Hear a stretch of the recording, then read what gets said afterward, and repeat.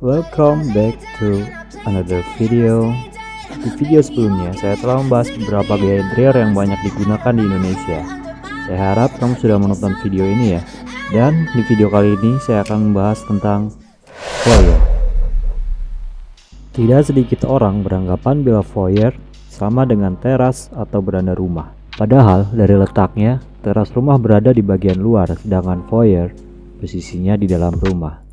Foyer merupakan area transisi yang menghubungkan antara ruang luar dengan ruang dalam. Berbeda dengan teras, foyer merupakan bagian dari interior sebuah hunian yang berada persis setelah pintu masuk utama. Karena letaknya berada di depan, banyak yang menganggap ruangan tersebut sebagai aula masuk, lorong, serta ruang depan. Lalu, apakah perlu adanya foyer di rumah kamu? Meskipun berukuran mungil, peran dan penataan foyer tetap perlu diperhatikan.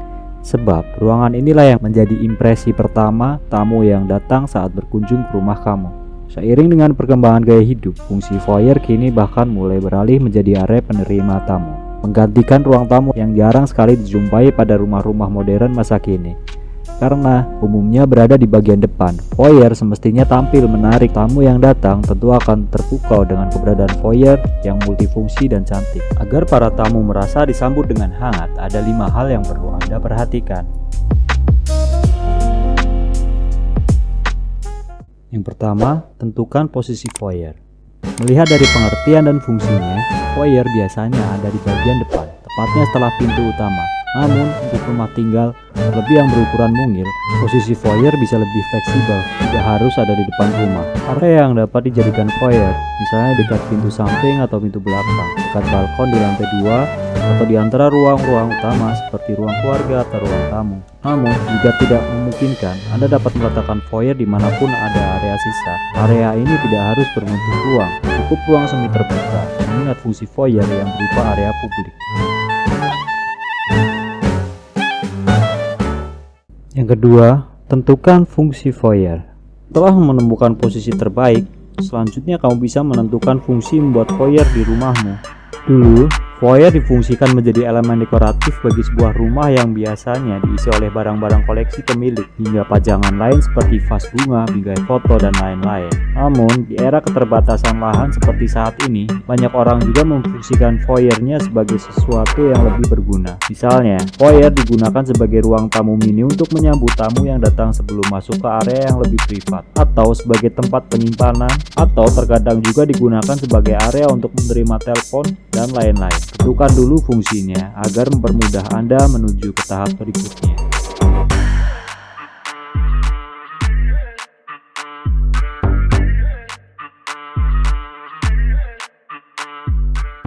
Yang ketiga, sesuaikan dengan interior.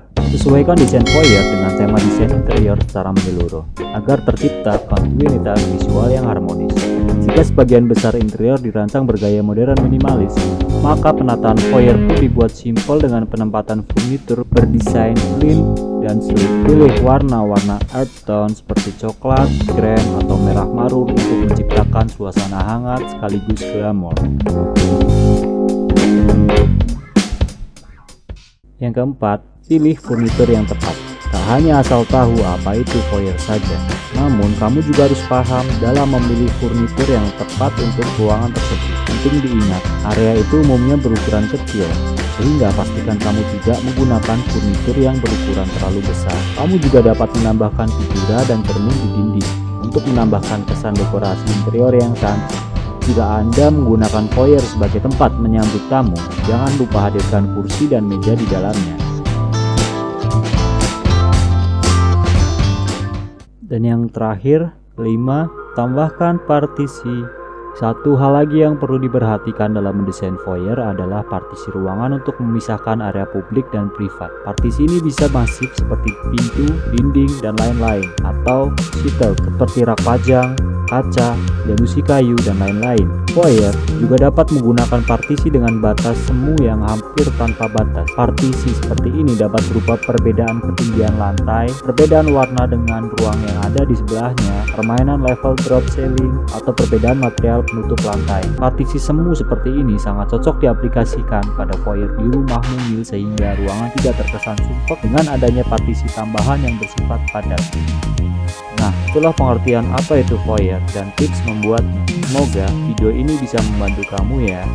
Akhir kata, terima kasih telah menyaksikan video ini sampai habis. Jika kalian rasa video ini bermanfaat, jangan lupa like, comment, subscribe, dan bagikan ke teman kalian. And see you di video selanjutnya.